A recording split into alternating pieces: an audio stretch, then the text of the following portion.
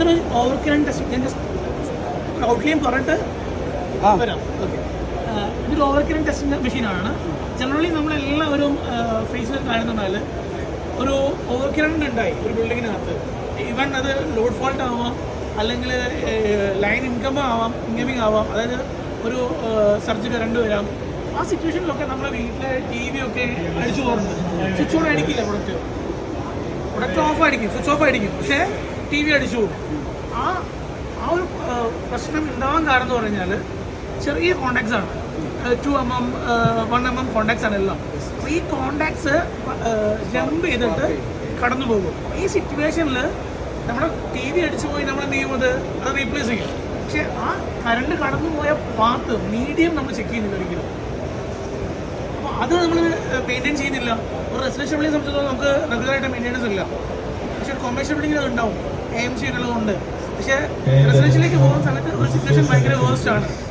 20 കൊല്ലം 25 കൊല്ലം 30 കൊല്ലം കഴിയുമ്പോഴാണ് നമ്മൾ switch centre check ചെയ്യുക, വയസ്റ്റ് ടച്ച് ചെയ്യൂല. ഈ കണ്ടീഷനിൽ ഒരു കസ്റ്റമറിന് എത്രത്തോളം സേഫ്റ്റി നമ്മൾ പ്രൊവൈഡ് ചെയ്യുന്നുണ്ടെന്നാണ് നമ്മൾ കാണിക്കുന്നത്. നമ്മുടെ വയറിൻ്റെ ഒരു പീസാണ്. ഈ പീസിന് നമ്മൾ എന്ത് ചെയ്യാണ്, ഒന്ന് ചെക്ക് ചെയ്യാണ് കമ്പയർഡ് ടു അതർ ബ്രാൻഡ്. ഇതൊരു മാർക്കറ്റിൽ അവൈലബിൾ വേറെ ബ്രാൻഡാണ്. അത് നമ്മൾ ജസ്റ്റ് കമ്പയർ ചെയ്യാണ്. ബ്രാൻഡ് നെയിം ഞാൻ പറയുന്നില്ല. എനി ബ്രാൻഡ്, നമുക്ക് എനി ബ്രാൻഡായിട്ട് കമ്പയർ ചെയ്യാം. ഇന്ന ബ്രാൻഡ് ഒന്നുമില്ല, any brand any category, any brand any category check ചെയ്യാം. നമുക്കിത് ചെക്ക് ചെയ്യാൻ നമ്മളൊരു ഓവർ കറണ്ട് ആണ്. നമുക്കൊരു ഷോർട്ട് സർക്യൂട്ട് ക്രിയേറ്റ് ചെയ്യുന്ന സമയത്ത് നമുക്ക് എത്ര കറണ്ടാണ്, എത്ര ടൈംസ് ആണ് വരെ നമുക്ക് പറയാൻ പറ്റില്ല. ഇപ്പോൾ ട്രാൻസ്ഫോമറിൽ ഫേസ് നോട്ട് ഷോർട്ടായി, ചിലപ്പോൾ അത് 10 ടൈംസ് ആയിരിക്കും, 5 ടൈംസ് ആയിരിക്കും. ആ കറണ്ട് ഫ്ലോ ചെയ്യുന്നത് നിയറസ്റ്റ് ഉള്ള ബിൽഡിങ്ങിലേക്ക് ആയിരിക്കും ഫ്ലോ ചെയ്യുന്നത്.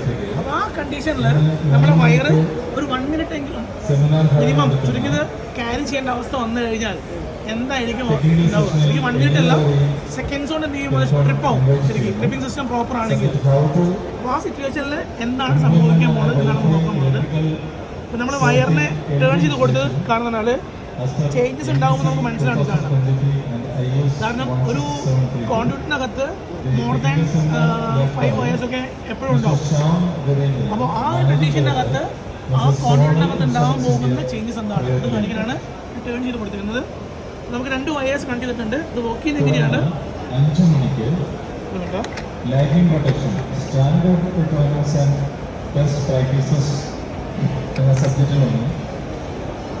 സെമിനാർ നൽകുന്നത് doctor K Janaki Ram, technical head order. അപ്പോൾ ഈ മെഷീൻ വർക്ക് ചെയ്യുന്നത് എങ്ങനെയാണ്, കറണ്ട് വന്നു, ഈ നോബിലൂടെ നമുക്ക് കറണ്ട് പാസ് ഓൺ ചെയ്യും. ബ്ലാക്ക് വയറിൽ കയറി നോബിൽ ചെന്നു, തിരിച്ചുള്ള ഷോർട്ടറാണ്, അടുത്ത വയറോടെ കയറി ബ്ലാക്ക് നോബിൽ ചെന്നു. ഇന്റേണലി ലോഡുണ്ട്, ലോഡിൽ കയറി. ഇതൊരു വാരിയബിൾ റെസിസ്റ്റൻസ് ആണ്, ഇത് വാരി ചെയ്യുമ്പോൾ കറണ്ട് ചേഞ്ച് ആവും. തിരിച്ച് സർക്യൂട്ട് കംപ്ലീറ്റ് ആവുകയാണ് ചെയ്യുന്നത്. അപ്പോൾ സെയിം കറണ്ടാണ്, വോൾട്ടേജ് സെയിം ആണ്, സെയിം കറണ്ടാണ് 2 വയർ കൂടി പാസ് ചെയ്യുന്നത്. അപ്പോൾ സീരീസ് കണക്ഷനാണ്. നമ്മളത് ഓൺ ചെയ്തു. ഇവിടെ നമുക്ക് കറണ്ടാണ് നമ്മൾ വാരി ചെയ്യുന്നത്, വോൾട്ടേജ് സ്റ്റേബിൾ ആണ്.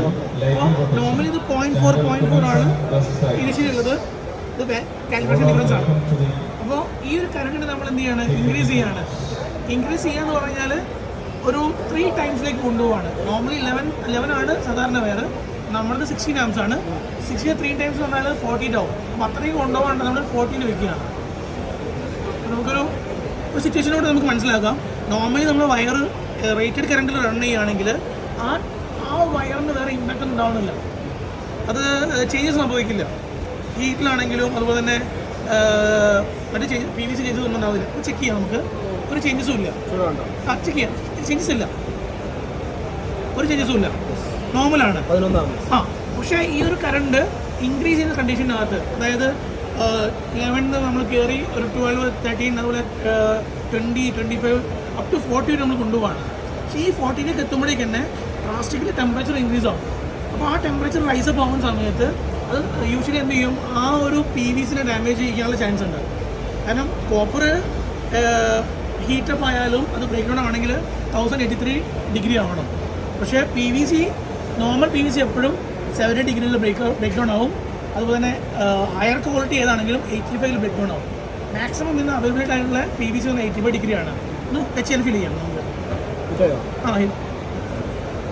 ഹീറ്റാവുന്നുണ്ട്.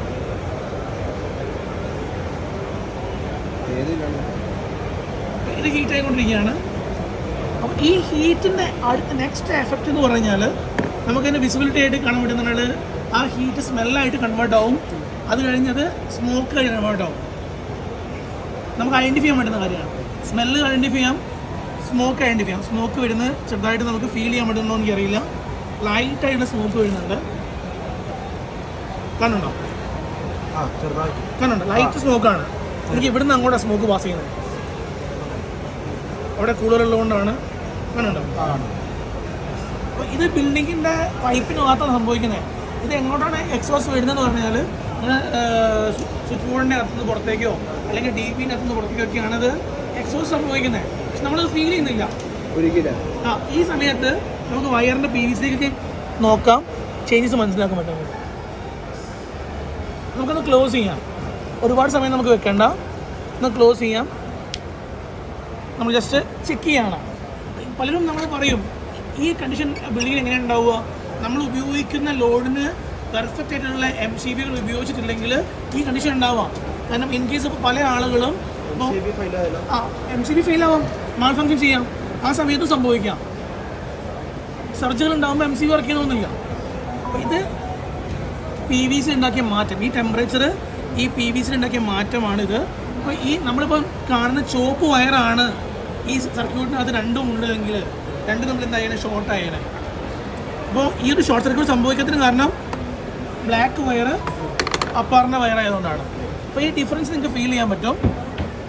ഒരു വയറിൻ്റെ PVC വേറെ ബ്രാൻഡ്, ഞാൻ ബ്രാൻഡ് പറയുന്നില്ല. അപ്പോൾ ഇനി ബ്രാൻഡാവാം നമുക്ക്. അപ്പോൾ PVC ബ്രേക്കായിട്ട് അതിൻ്റെ കോപ്പർ പുറത്തേക്ക് വന്നിട്ടുണ്ട്. നമ്മൾ അപ്പാറിൻ്റെ വയർ ഈ PVCയുടെ ഇമ്പാക്ട്സ് അല്ലാണ്ട് വേറെ ഡാമേജ് ഒന്നുമില്ല അതിനകത്ത്, കളർ ഒട്ടിപ്പിടിച്ചൊന്നും അല്ലാണ്ട് വേറെ ഒന്നുമില്ല. ഇത് നമുക്ക് ചെക്ക് ചെയ്യാം. നമ്മുടെ കയ്യിൽ ഫ്രഷ് വയറുണ്ട്. ഒന്ന് കൂൾ ഡൗൺ ആയി കഴിഞ്ഞാൽ, ഈ വയർ ഒന്ന് കൂൾ ഡൗൺ ആയി കഴിഞ്ഞാൽ നമ്മൾ പഴയ വയറിൻ്റെ ഫോമിലേക്ക് ഈ വയർ എത്തും. ഗ്രാജുവലി എത്തിക്കൊണ്ടിരിക്കുകയാണ്.